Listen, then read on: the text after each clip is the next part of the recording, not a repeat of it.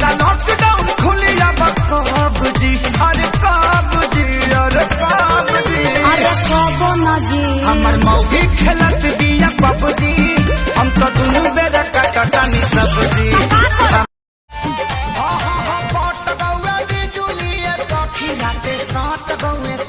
जी हमार भाई के कमरिया पलंग पलट गौए सैया जी हमार दिल ना लगई हा फेरू जानी आई हा,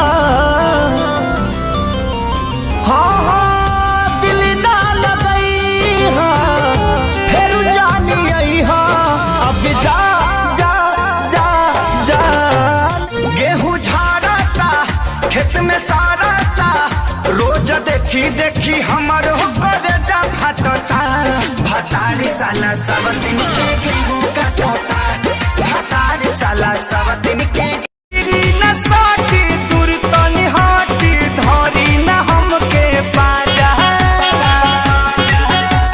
दरजिया उठता है राजा कमरिया